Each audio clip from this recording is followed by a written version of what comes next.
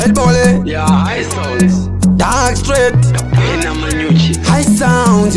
Dago, and Dandindo Lotonge, Winda Kulota, highest. Ndasiya ma-streets ari quiet, mangoma ndapinza variet, matsaka chichinjo nge diet, attack kunge bayen, ndandizazadza magigs unge rayen, amayedza bhotudze vayen, mabatwa makunyara, apa kapena kusengwa nge Chris Martin, hanzi toda this pattern, mangama ndikanda mpin Latin, ndabva ndodzoka nemagreen curtain, ndiri mukoma venyu, ndiri mukoma venyu, ndiri mukoma venyu, ai ndiri baba venyu, ndiri baba vakomana, ndiri baba venyu, ndiri mukoma venyu, ndiri mukoma venyu, ndiri mukoma venyu, ai ndiri baba venyu, ndiri baba vakomana, ndiri baba venyu, avakomana ndiri big, ndiri biga, vanoziya vondikombeya na jiga, hadhi icho chinopisa kumababhogamu, azvese nekupisa kumaniga, tarisa patani raakatsika, rajambisa vanhu kuzoti raakaviga, avanozviti vanogona kumupfuura, havisi dhenja pula itriga,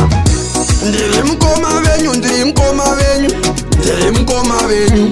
ai ndiri baba venyu, ndiri baba vakomana, ndiri baba venyu, ndiri mukoma venyu, ndiri mukoma venyu,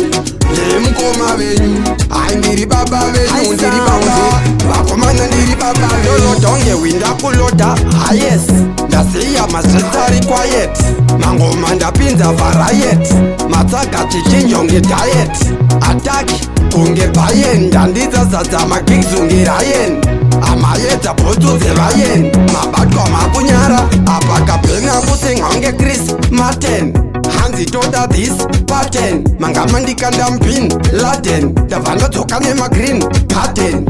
ndiri mukoma venyu, ndiri mukoma venyu, ndiri mukoma venyu, ai ndiri baba venyu, ndiri baba vakomana, ndiri baba venyu, ndiri mukoma venyu, ndiri mukoma venyu,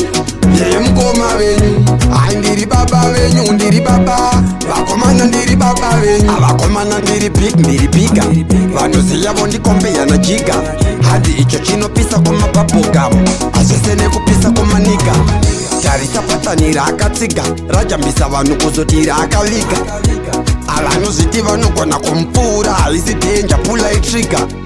ndiri mukoma venyu, ndiri mukoma venyu, ndiri mukoma venyu,